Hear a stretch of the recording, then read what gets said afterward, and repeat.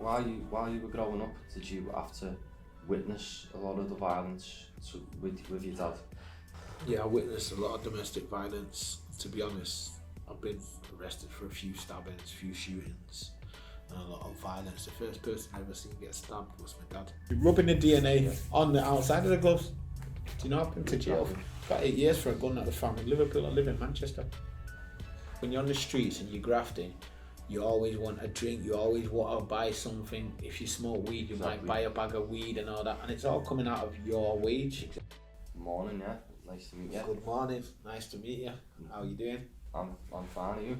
Yeah, I'm good, thanks. A bit tired after doing a night shift and coming straight here, going home, getting a bath and coming straight here.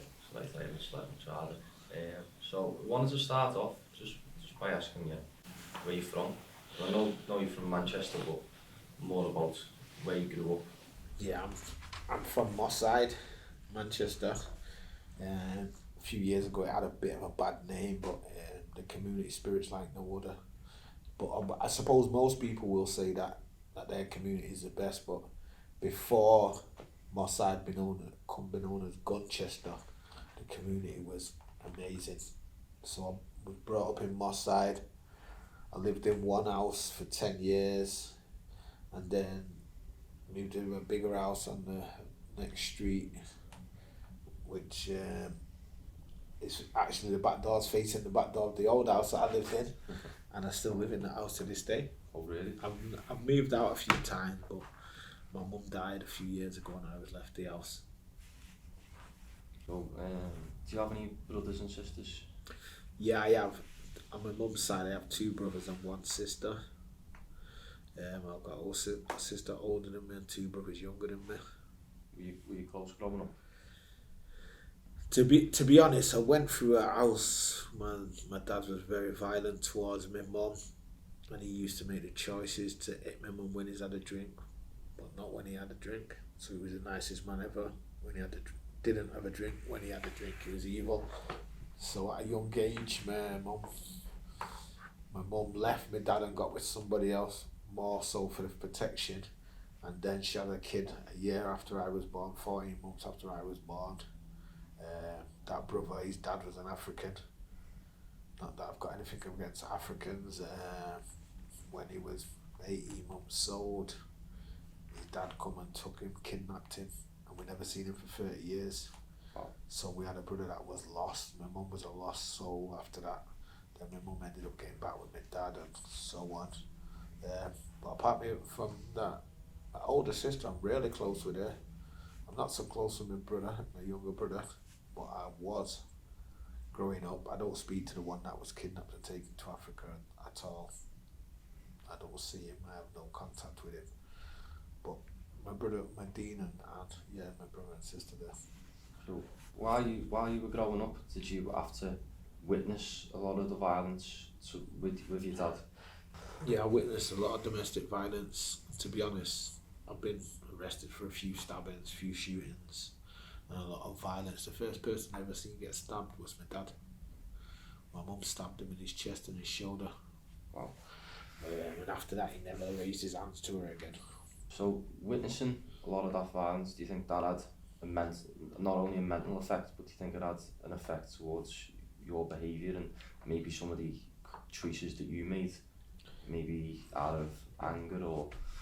Yeah, it did have an effect on me because I used to go on the streets to escape what was happening at home, whereas I should have stayed at home and tried to protect my mum more.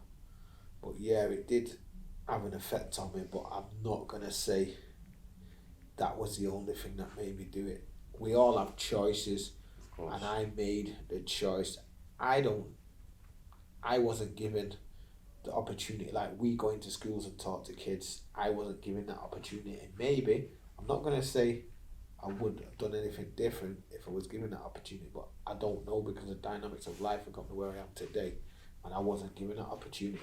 But yeah, I had a choice to do what I do, what I did, and what I do now. So, you know yourself, selves is all about choices, and we make different choices every day. Earlier I was saying there's no such thing as a bad kid, bad person. Do you know, we all make bad choices and do bad actions from time to time, but a lot of the time, a lot of us ain't praised, whereas anything that we've done bad, whether it's 6 years ago, 10 years ago, it's always brought up. But 99% of the time, everybody's good, even the people that are deemed to be bad. You know, I wasn't praised throughout life until I was released from jail in 2011 and I started working with Cells. Yeah, Cells is, in my eyes, great company. It's the past few months where I've noticed myself what Cells have been doing, and it's made me think exactly what you've just said. I wish I had that when I was a kid. Make people come to school, showing awareness. With my childhood personally, I had a good mum and dad. They weren't neglectful, nothing like that. I always had a good upbringing.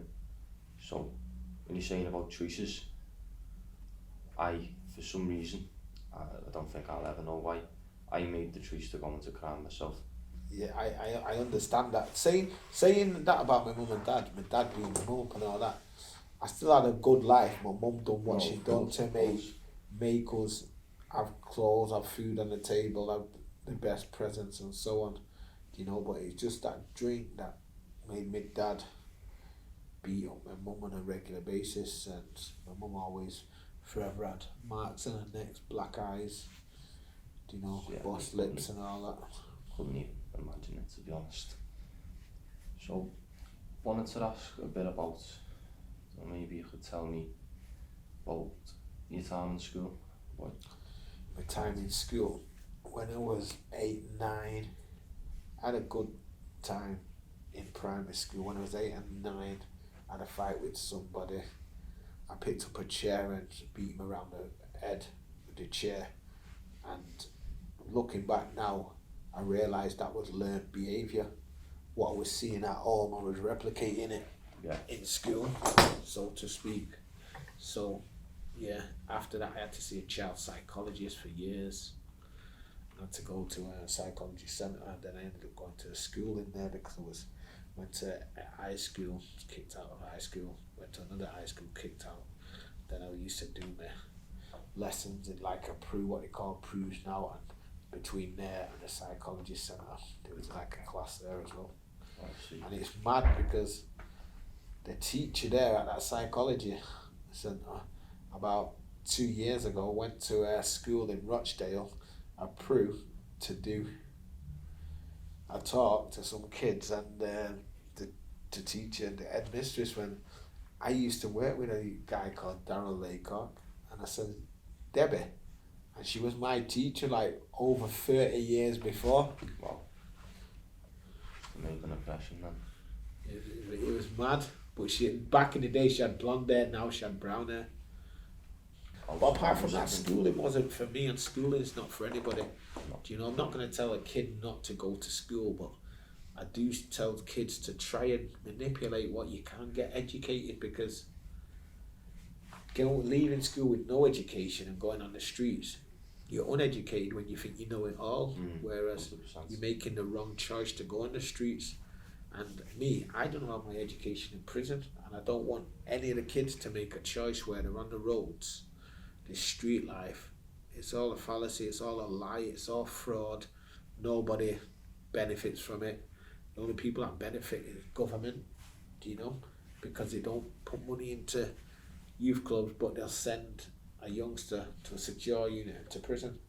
Yeah, 100%. Do you know? I do some work in a secure unit in Leeds called Adelbeck. It's £400,000 a year to put a youngster there. Do you know? For £200,000 we could get a building and turn it into a youth club. Prevention's always going to be better than cure, but I don't think there's a cure. So I say prevention is better than court.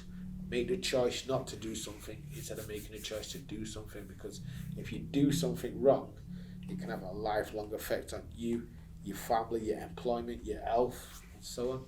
Of course. And sorry, going back to education, I done all my education in prison. Because when I went to prison, I was sentenced to 17 years, 10 months in total, 3 different sentences. I wouldn't go into the workshops and make sofas and all that for people outside. You know, I done what would benefit me or other prisoners. Nobody could tell me what to do in jail. That's why I went to 19 different jails. because I was nonconformist. But now, I'm not going to say I regret it, because the dynamics of life have got me to where I am. I make the right choices now. It's very rare I make a bad choice now. Whereas growing up, I chose to shoot at people. I chose to try stab people. I chose to live that life. I chose to sell drugs. I chose to make money illegitimately. So, can you tell me about what part in your life kind of not started going downhill, but it's probably the wrong word, but where the crime started, I guess, where it started being more of a messing about to a prolific offender? So, when I was going on the street to avoid what was happening at home, I was carrying knives, but it wasn't like now carrying knives to stab people. We was committing antisocial behaviours. A bunch of friends, like, it wasn't a gang, like, we was all going through similar stuff. Bad home life, mum's getting beat up, no money, alcohol and so on involved. Some people's parents were on drugs and whatever, but I'm not going to judge anybody. And I started robbing motorbikes. That was a big thing for me. I'm still into motorbikes, but not robbing. I've got a motorbike. I made the choice to buy a motorbike, pass my test. So I used to carry a knife. First or second arrest was in McDonald's with a machete. My last arrest was in McDonald's in Undercross with 500 bullets. So I try and avoid McDonald's. I make the choice of avoiding McDonald's now because it's not a lucky place for me and the food's not that good. So about 13 I was selling crack cocaine and heroin on the streets, and it was, I'm not going to say it's a normal thing to do for a young mixed race guy, because it's not, but I thought it was normal. You know, it was normality. It was my life. It was my occupation at the time. People will look at this and say occupation, but that's how I lived my life. Yeah, a lot of the time, the way you said it feels normal. A lot of the time, I know with me, I didn't see anybody not selling drugs. Everybody, all of my friend group was selling drugs, so you instantly get that mentality, don't you? Like, everyone else is doing it. It's normal. Why can't I do it? No, they're all making dough. Why am I sat here with no money? Yeah, no, and it gets to your head, doesn't it? Yeah, but that's making the wrong choice. Exactly. But now that you come out of it, you can look back and see that it's our job now to educate kids to make the right choice. That's why as cells, as a team of cells, I've been a part of cells for 11 years now, and I will always be a part of cells, you know. So if I'm ever needed to do something, it's for me and the team to give kids an informed choice, tell them the reality of the roads, the reality of what's going to happen, the impact it's going to happen on them and their loved ones. Do you know?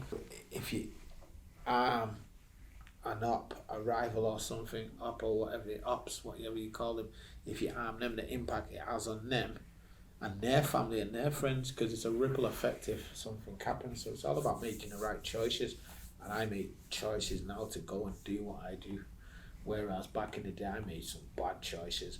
And I'm not going to say I have regrets, because everyone says I have regrets, and I don't have regrets, because if I hadn't done the things that I'd done, the dynamics of life wouldn't have brought me here today to be filmed by you and to be sat here with you.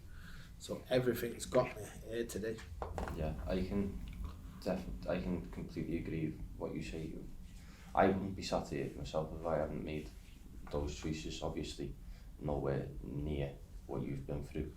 But the first time I got arrested was the only time. And when I got arrested, I got put with cells. And it took me a long while. I think I worked at cells for about a year or 9 months before I started realising these people actually want to help me. And it took my missus getting pregnant for me to realise I need to sort my head out. I need to settle down and stop it. And then that's when cells got me involved with them.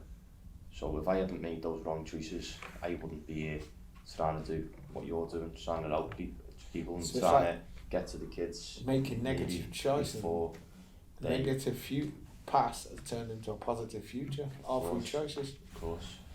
It's about, a lot of the work at cells is about getting to the kids and helping them to realise what can happen and showing them what can happen, because we've all been through it.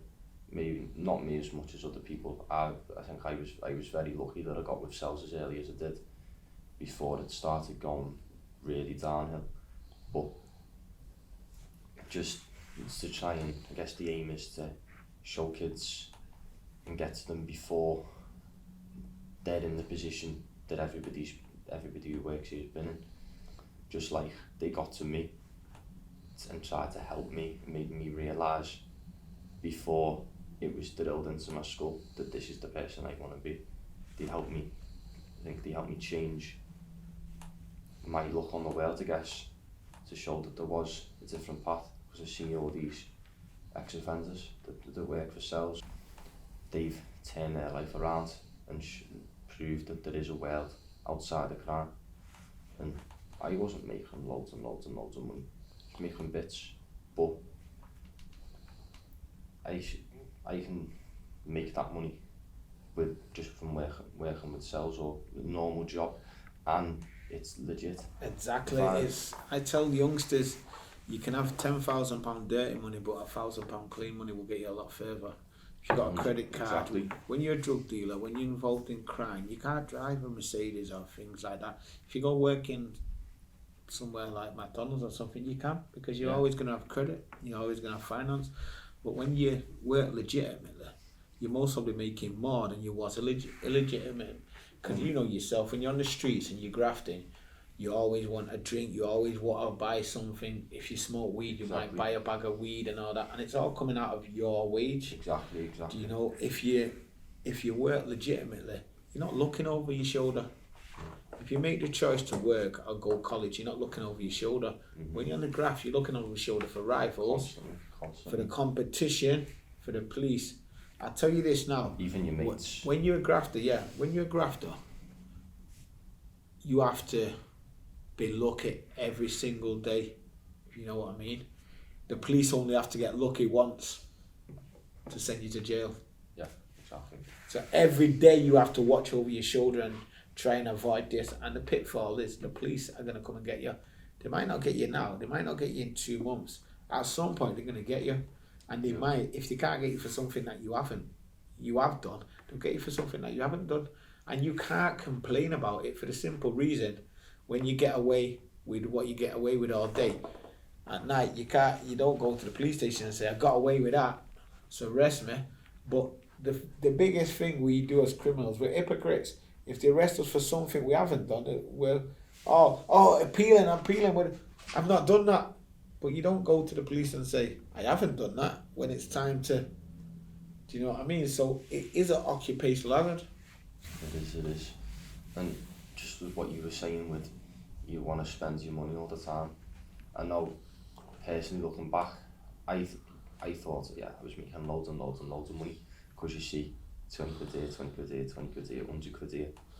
But I know personally I had the mindset of, look at all this money coming in, until it come to paying what you owed out. Exactly, and then you're looking at what you've got left and you're like, where's all that gone? It's crazy, because you don't look still got holes in your trainers. You look at all the money coming in, and you think it's all yours at the time, and then you don't look at what's actually profit. And I know a lot of people will get ahead of themselves and end up in debt. That's a very dangerous thing. Yeah, when you're on the road, you're going to be in debt to someone for the rest of your life. There's no two ways about it. You might make loads of money here, but you're going to owe someone from the past or something from the past, and they're always going to hold that against you. So when you think you've gone clear and you come out of this and all that, they might come and take your head off, you know, because of the choice you made to have them off in the early days. You might have forgot it, but they're not going to forget it, especially if it's a decent amount of money. Of course. I know I've seen a few bad things happen because that's not even the biggest debts in the world, but if you look at it, if you owe 10 grand, no, not even 10 grand, if you owe 100 grand to the bank for a mortgage, the only thing that could happen is, yeah, you might get things repossessed if you don't start paying it back on time. But if you owe £500 to one person, you can lose your life. they're not going to say, oh yeah, pay it back over 3 years. They're going to say, I want it Saturday, and you're gonna get it at the end of the day. You can lose your life over a fiver. Exactly. On the streets, on the roads, do you know? But that's why you make the choice to do the right things, because you'll have the nice clothes, you'll have the nice girlfriend, you're not looking over your shoulder, you can walk places with your children. When I was released from jail, I wasn't allowed in Manchester for 2.5 years. And that's because of the choices I made all along through my life. People say, oh, that was unfair. But it wasn't unfair for the simple reason. If I didn't make them choices and give the police, the courts, the government, the probation, the power to do that, they couldn't have done that to me. And when I was released from jail, I was deemed the most dangerous person in the northwest of England. Do you know? Through police intelligence and all that. So I give them the ammunition to use against me. So I know these days you've completely turned your life around, and I have massive respect for that. Could you tell me about some of the work you've been doing with kids? When I come out of jail and I was that high risk, I wasn't even allowed to see my own kids. I come across Sean through a friend, started working with Sean, volunteering. Started working, going in schools with Sean. I become a paid member. And Sean was always like there when I needed him, when I didn't have money, or when I needed a father figure or a brother figure. He was always there to give me a hug and tell me, you're going to be all right, Darryl. It's only a phase. So some of the work that I've done, I've worked with up to 250,000 people, over 150 with cells. I've done my own thing. I've studied stadiums, football stadiums, boxing stadiums, and spoke about knife crime and crime. I've mentored loads of people where it's been very successful. Kids have gone on to college and gone to university. Done some work for the BBC. I'm most probably the only person that was so involved in gang activity that I ever had a contract of BBC. I've had a couple of contracts of the BBC News, Panorama.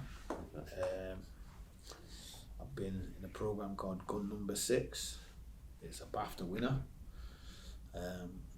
I've advised Prince Charles, Prince Harry, Tom Hardy, Gareth Southgate, Tiny Temper on knife crime and youth violence. Wow. In Buckingham Palace. I actually went to Buckingham Palace. Wow. That would have been a big moment, of course. It was mad. It was mad.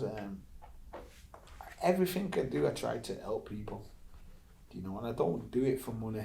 I've got my own organisation called Pain to Purpose, for people to focus on the purpose and not to dwell on the pain. And yeah, I just try and help somebody each day, every day. I'm working at a homeless place at nights, safeguarding youngsters. I go on the streets from time to time, take knives off kids, do some one-to-one mentoring like yourselves, and I do a lot of schoolwork like yourselves. It's brilliant, absolutely brilliant. But I want to make a positive impact by using my negative past. Yeah. So make a positive future, negative to positive, because everybody thinks it can't be done. But we've all got transferable skills, like these kids that are sent out of town like yourself to do whatever. If you kept a profit up at the end of the day, you're a businessman, you're an entrepreneur, you can take that into the legal world.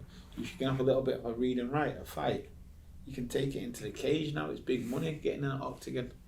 You know, everything's transferable. If you run fast from the police, you can go into athletics. Everything is transferable. You know, the person who answers the phone, he's got communication skills, he can go and do telesales. So this is why we need to educate our youngsters, because you're going to make good legal money not looking over your shoulder by that. A lot of youngsters don't see a way out, I guess. You start, don't you? And it's an addicting. It is addicting life. And once you start, you kind of feel like this is my only skill. It becomes habit. You're just repeating habit every day. But like you just said, it is quite clear that there's always something else. Just because, say if you've sold drugs for 10 years, just because you've sold drugs for 10 years, doesn't mean that there's no place in the world for you.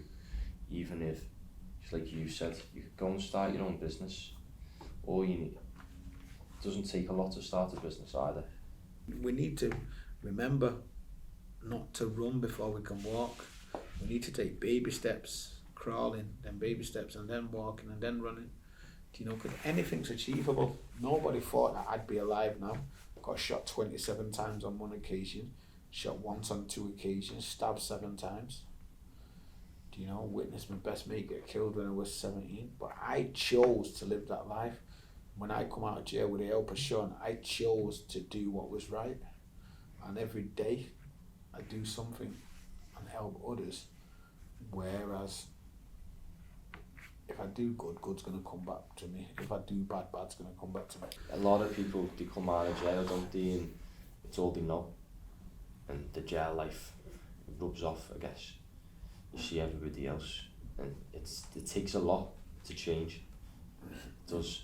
Especially we say it takes a lot, but if you've got it in there, you will do it. Yeah. You know, Well, you need strength. You need willpower. Willpower is the biggest thing ever. Yeah. And you need to think about your family, because something happened to one of my family members where I changed my life. I'm not going to go into it, but I was willing to kill and die for my mates.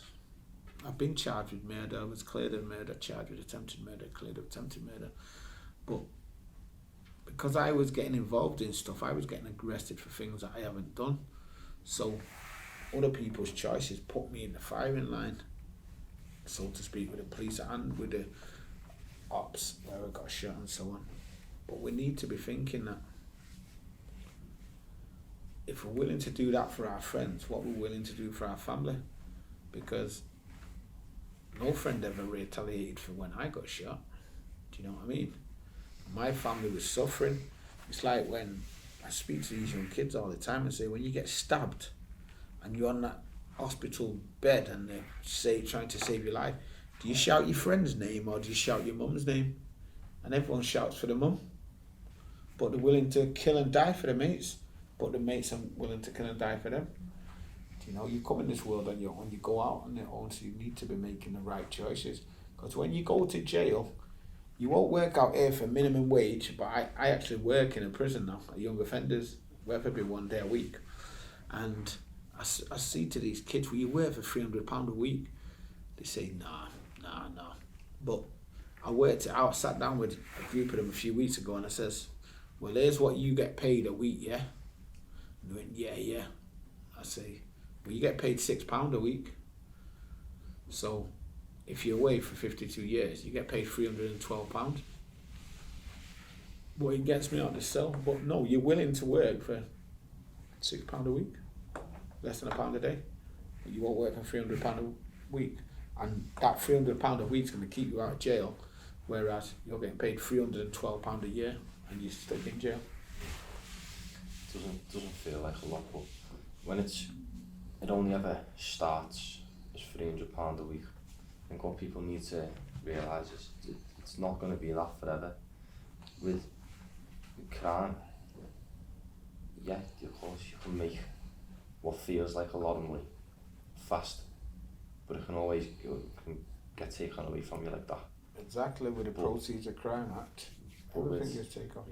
It's all about speculating to accumulate. Exactly. And that's not just money waste, that's time as well. Putting the time in and you'll get it back later on. And it's mentally rewarding as well. I Definitely. don't know one person that's done crime that doesn't have mental health issues either. From fighting, you get a lot of anger. From when you're selling drugs, I know personally, when you're selling drugs, it's hard not to start doing drugs, and that can mess you up mentally. Even smoking weed all the time, a lot of people have the view that weed isn't a drug, but I know when I used to smoke weed all the time, it messed me up more than I realised, and now that I don't smoke it, my head's so much clearer, and like I was mumbling when I speak, everyone was like, can't hear you. I was paranoid, I was schizophrenic, I was snapping at everyone.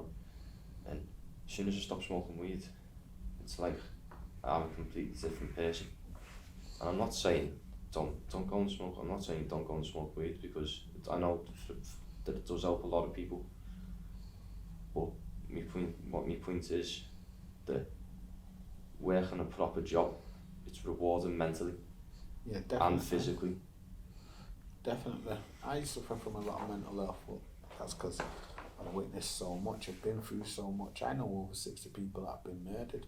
Most people don't know 60 people that have died through natural causes. Do you know? So I'm just thankful each day. I know that most days I don't feel like I'm going to have a good day, but things can only get better. Do you know? From when I woke up 4 days ago, because I've not been asleep for a few days doing night shifts, running about and so that. But when I wake up every day, or when I do get to sleep and wake up, I'm thankful, because I know my mental health might be at rock bottom, but I know that I'm going to live till tomorrow, or I hope I live till tomorrow, and then my mental health might have eased off a bit. So I'm just thankful every day for every opportunity, every person I speak to, you know, every kid that I help, every adult that I help, and so on. Yeah, can you tell me about some of your time in jail, maybe some key moments? Key moments in jail. In jail, you're supposed to feel safe, but it's not a safe place, because people do make blades, makeshift weapons and something like that. A key moment for me in jail was the last time I was locked up, I was arrested with 500 bullets. I ended up getting a 5-year sentence. And one day an officer come to me and says, when you're in jail, you think to yourself, all your misdemeanors and all your crimes go away. And an officer come to me and said, you got some property in reception, so that's where you get trainers sent in, or jumper, or whatever. You might have ordered something out of the Argos and you go and pick it up. So he said to me on a Saturday morning, you need to go to reception, and it looked dodgy, because usually they wait till there's lots of stuff, and he took me down. And when I went to reception, I was arrested for murder. A murder that had happened prior to me going to jail. There's nothing to do with me, do you know? But it was one of them things, like, you always think you get away with stuff, and once you're doing a sentence, you'll never get another charge. But like I said, at the end of each day, you don't wake up and say, you still say, oh, I did that, come and arrest me. But when you do something, they arrest you for something wrong, you all hands in the air. Jail's a horrible place. When I get arrested, I go to a Cat A. I'm at Cat A because the police are resourceful, dangerous, and so on. Young offenders is rougher than anything. People think it's like a holiday camp and all that. It's nothing like a holiday camp. How can it be like a holiday camp if you're missing your mum and dad? Do you know? A lot of us say free RG, free my G, free my G, and when we lose a friend to murder, we say rest in peace, rest in peace. But we don't promote, before they rest in peace, we don't tell them to live in peace. We need to make the choice to say live in peace.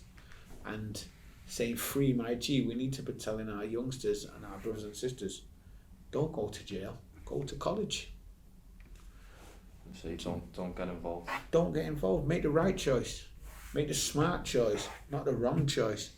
Do you know, everyone free my G, and you know people get on the phone saying I'm running things, I'm this and that in jail. And I used to see people on the phone, on the prison phone, because I always had mobile phones. I used to see people on the prison phone saying, I'm running this, it's alright, I've got this, but can you send me £20? Because I owe this out for this, I owe this out for this, I owe this out for this. A lot of people get in debt in jail, and the impact happens outside, because people will go round to an address and collect the debt there. And people get water thrown on them in jail, they get stabbed, they get beat up, and so on.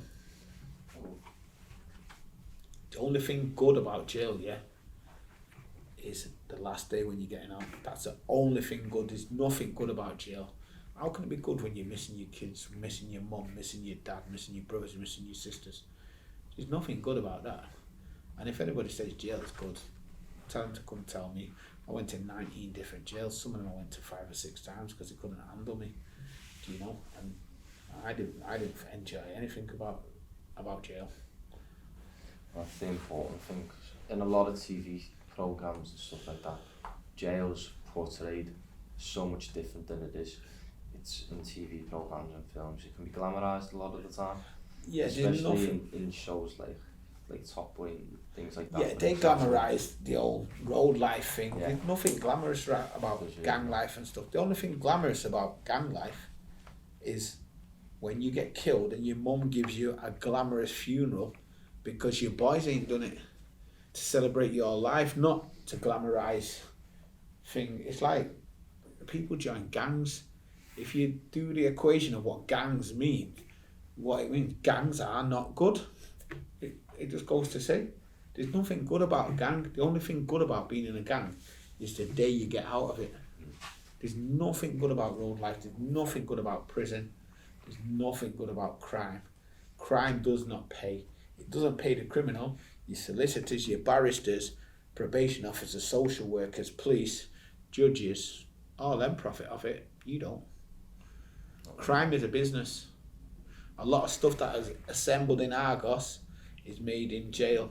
Some jails make big TVs, some jails make Chesterfield sofas, some make sofas for big known companies out there, and it's all used by it's all made by prisoners.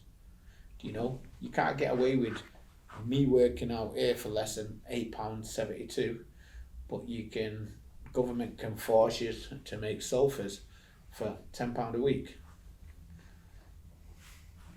Going back to what you said about jail, how it's a horrible place, etc. Saying about missing your kids. I think one of the most defining moments for me was I found out my girlfriend was pregnant, and then I was still going through my court case at this time, and that's when it all clicked. I was looking on 3 to 5, and I had court in 3 months. My girlfriend found out she was pregnant, and we were still appealing it, attempting to get the case dropped, etc. Luckily, a month after that, the case did get dropped, and I've never been so lucky in my life. But that was the point where I realised I don't want to go to jail, because if I was looking at 3 to 5, I would have missed my daughter being born. I would have missed the first 3 years of her life minimum, and I would have come out and she wouldn't have had a clue who I was. Well, and I think that's where it all clicked for me personally. You're saying that you was looking at 3 to 5. That's what your solicitor tells you. Being hopeful. Yeah. What was your charge with Class A's? It wasn't possession with intent to sell. It was supply of Class A. Yeah. So therefore, the maximum sentence is like a 14-year sentence on your scale. So your solicitor would have showed you 3 to 5 years to kind of like butt you up. You might have got less, but there's a good chance with how much drugs is causing and fueling wars around the country that you would have got a lot more. 100%. So I did want to point out that people think that they can get off with cases. They think they can get lucky, this, that, the other. I got arrested when I was 17. I went to the little court. I didn't go to Crown. I went to little court. Magistrates. Yeah. Couldn't think of the name, but they knew that I was a few months off turning 18. So I went to court. Got adjourned. Went back to court again. Got adjourned, and then they put my next court date for the day after my 18th birthday. So I went back. And then they said, "Oh, you're 18 now, you've got to go to Crown." And I'll never know for certain whether they were doing it on purpose, but in my eyes, that's what they were doing. Definitely. And I think that's a big point to make, that it gets glamorised. Yeah, I got off with the case, I got off with this, I got off with that, but they would do everything in their power, not just to send you to jail, but to send you to jail for as long as possible. People use that thing, no face, no case, and wear a balaclava, but now you got facial recognition where it can pick up the shape of your face underneath a balaclava, and that's done from 100, 200 metres. DNA, people think they put on gloves and they can pick up a gun, and the fingerprints ain't on it. But when they're picking up the gloves and putting it on, they're rubbing the DNA on the outside of the gloves. Do you know what happened to jail? Got 8 years for a gun that was found in Liverpool. I live in Manchester. DNA. Mm-hmm. You can't be smart as anything. You can't beat the system. You can't, and that's a big. I think that's a big point to make, because I know when I was a kid growing up, I thought I was the boss, thought I was sick, and I was getting about doing all this and that. Yeah, I'm dead clever, me. I've got my own ways. Everything's been tried before. Everything's been seen before, and there's no way that you're never gonna get caught. And it's mental, isn't it? It is. Yeah, definitely is. Everyone, even now, I probably think that I know everything, but in 10 years, I'll be like, that 18-year-old there, he's an idiot. What was I thinking?